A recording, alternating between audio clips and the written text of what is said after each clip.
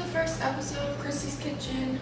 I decided to make this cooking show just because I thought it'd be fun and I like cooking, and yeah. So today we will be making hot chocolate cookies. So I've never actually made these before, so we'll see how it goes.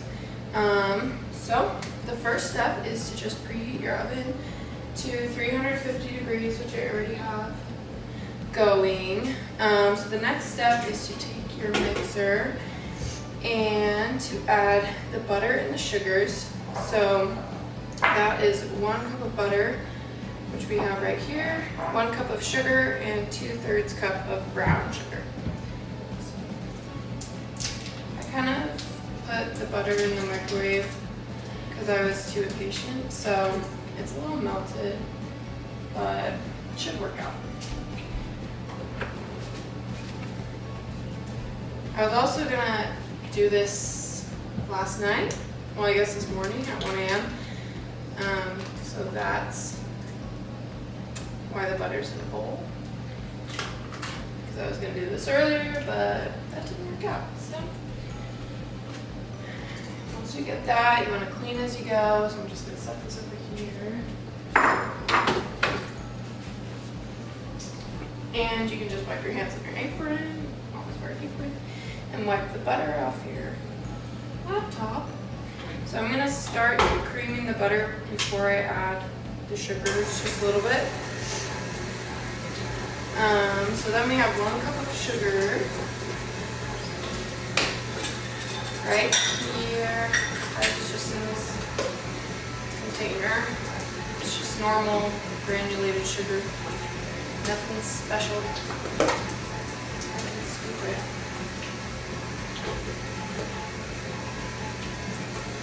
Just level it off.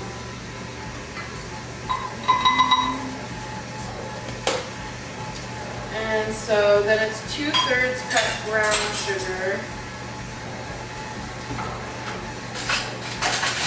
And you always want to pack brown sugar just because of its consistency.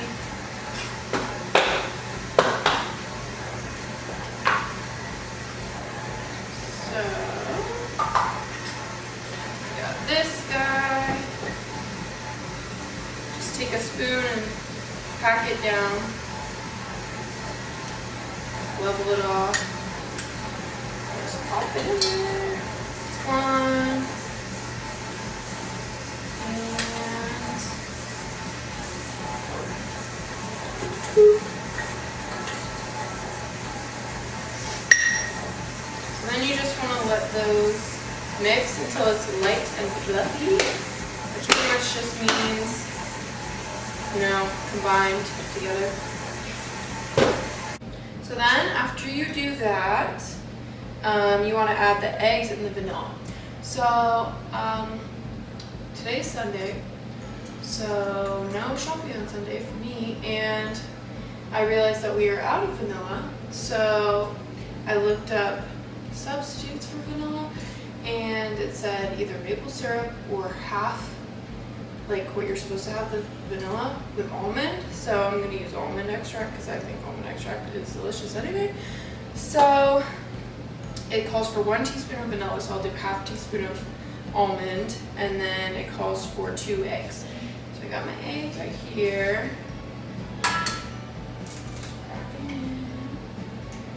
I want to be able to learn how to crack an egg with 1 hand, but not that talented. So, if you know how, feel free to teach me.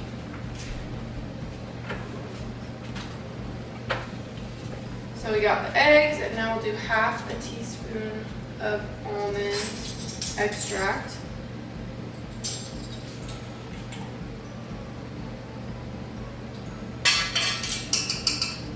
It smells really good.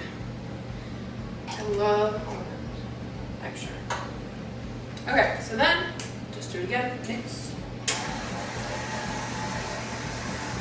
So the next step is to combine the dry ingredients, and you always want to do it separately just so you can mix those together before you put them in, because if you don't mix it together, then sometimes you get parts where it's like all the baking soda is stuck in one part and then it doesn't get into the rest of the recipe, and then like your cookies will be flat and stuff like that. So let me grab a bowl. Okay, now I have a clean bowl. So the dry ingredients are 3 1/4 cups of flour, 4 packages of hot cocoa mix. So I just have the Swiss Miss milk chocolate one.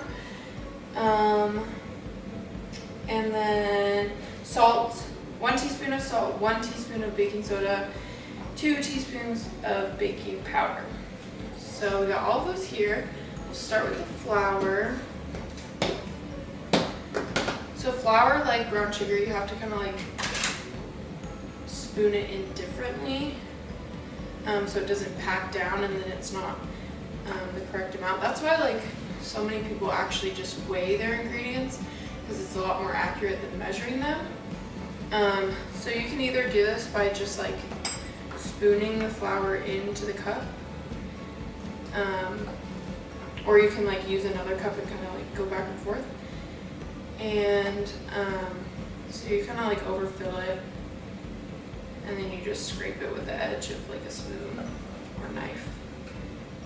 So I'm thinking this is a cup, but I actually don't know. So I'm just gonna do that again.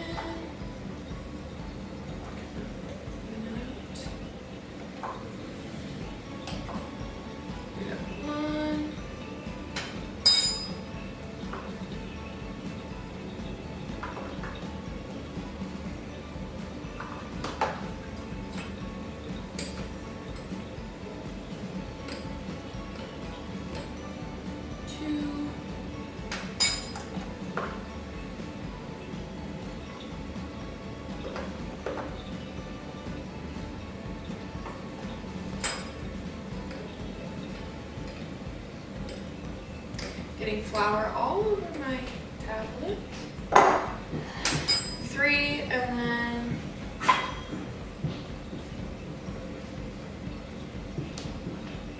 a 1/4. So let me grab the 1/4 cup.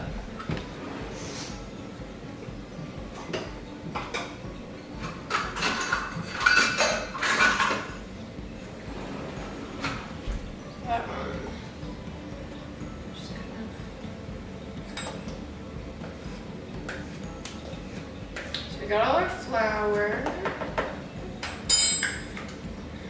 and then the next one is our hot cocoa. So I think you can use any brand that you want. Cooper! But Swiss Miss is pretty consistent. Some other brands use different ingredients in their powder.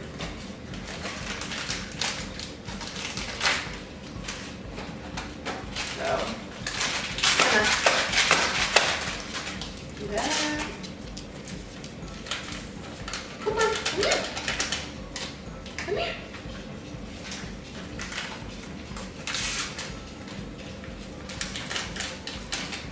Cooper heard dishes clanking, so he decided to join us cooking. But no chocolate for dogs.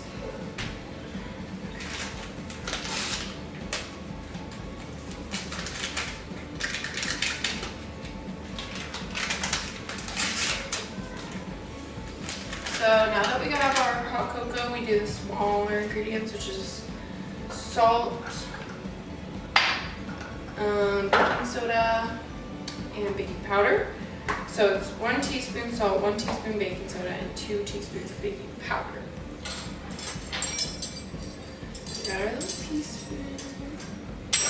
I know they put the little flap on here, but it's easier just to kind of open it up, at least at the top, so you can scrape it.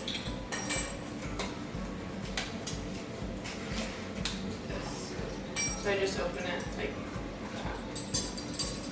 I don't know if you're actually supposed Like you maybe you're supposed to. I don't know.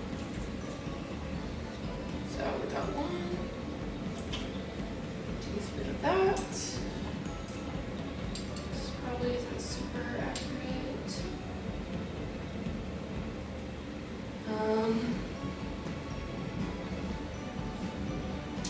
Okay, that. Yep.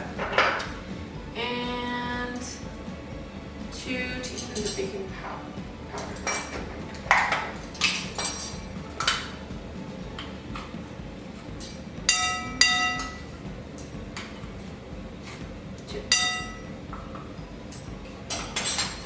Okay, so then you can use a whisk, kind of, but I'll just use a spoon to mix everything.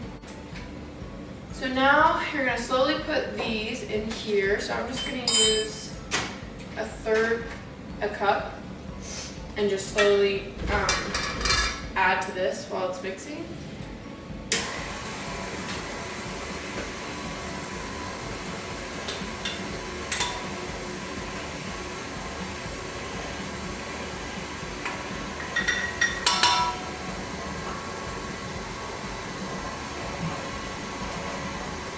So I'm just gonna add the chocolate chips.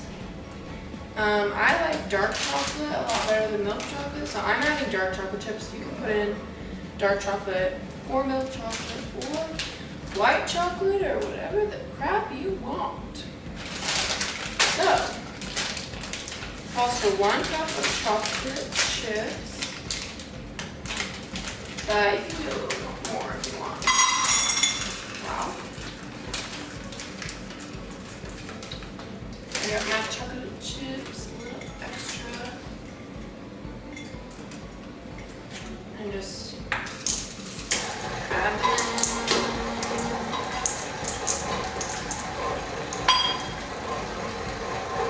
And then once you do add the Malibits, it's 1 cup of Malibits too.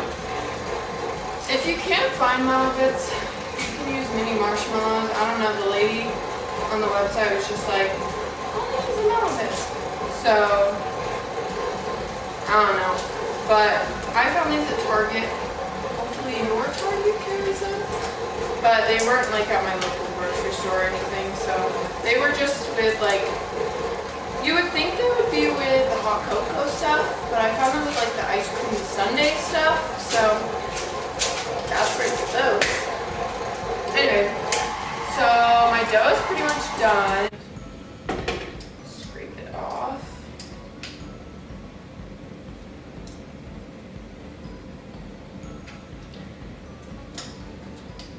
And if you don't have time to chill the dough, I'm sure it will be fine. But, you know, just do what they tell me. So let me give it a little taste test. Especially because I use the almond instead of vanilla. So I'll see if you can really like taste.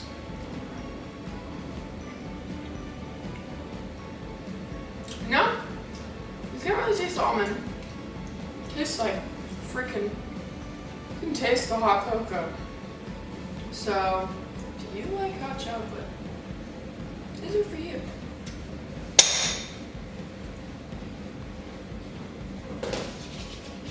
Okay, so I'm gonna put my dough in the fridge for at least 30 minutes. 3 hours later.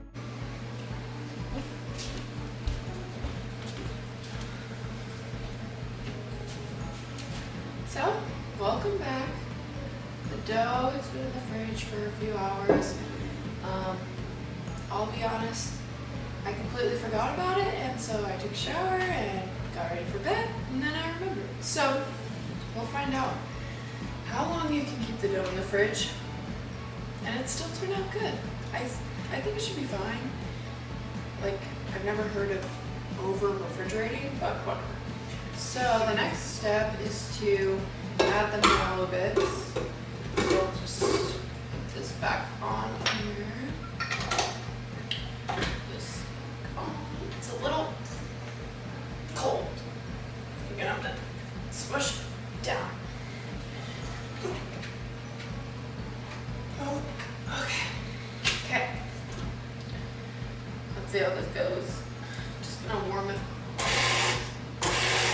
Oh dear. As hard as a rock.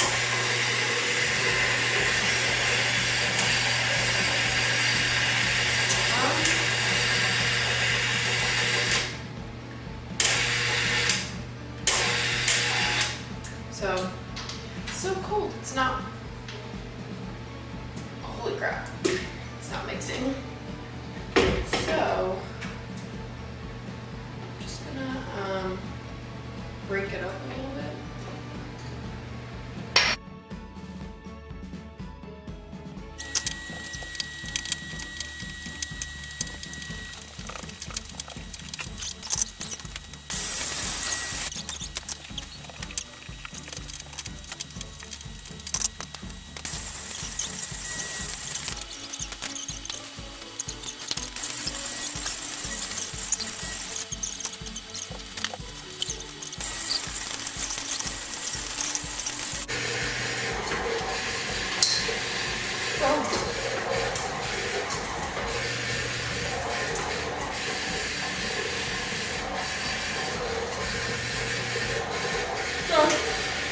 Okay.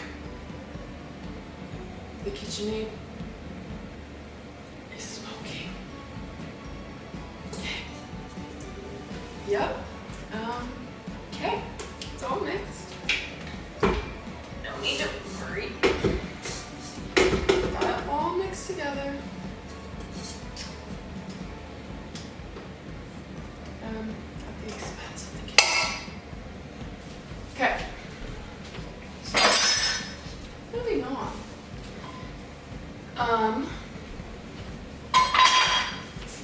Wow. Shh.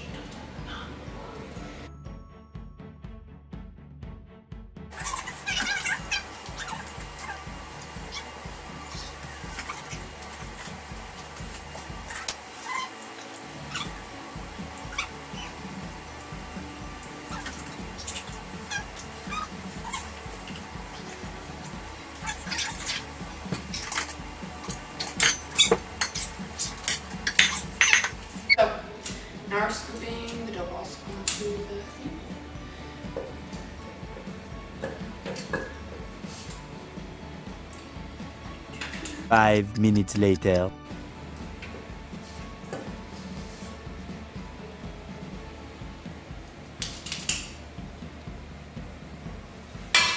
Okay, so 2 trays done. There's definitely enough for at least another dozen. So I'll get another tray out. So the oven's at 350. You put them in 9 to 11 minutes. A lot of the time that just depends on your oven. I feel like we just got like a brand new fancy one. So it should be like 9 to 10 minutes. But if your oven's like off a few degrees or just weird, then it could be more, could be less. Who knows? So 11 minutes later. okay, so it's been a few minutes, so I'm just gonna move the cookies from the trays onto the cooling racks. So we'll do that.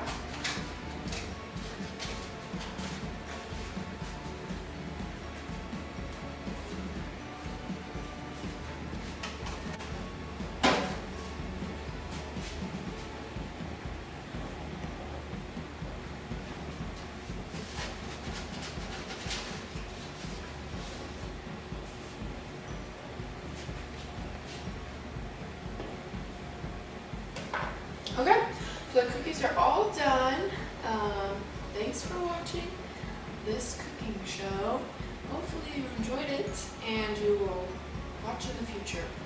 I'll be making another one tomorrow. So, there were some ups and downs. I think like the biggest points were don't chill the dough too long. Cook it on a lighter baking sheet if you can. Yeah, that's pretty much the 2 main things. So, thanks for watching. Bye-bye.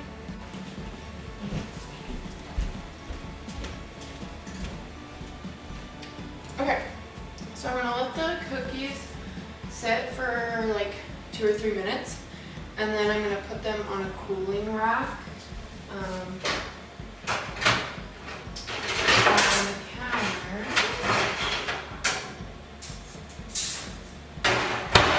you keep them on the pan, it cooks the bottom because the pan's so hot, so the bottom's cooked still, and then the bottoms can get crunchy. So you just kind of have a little cool those guys. But yeah, we'll just wait a few minutes until they're like solid enough where I can scrape it off.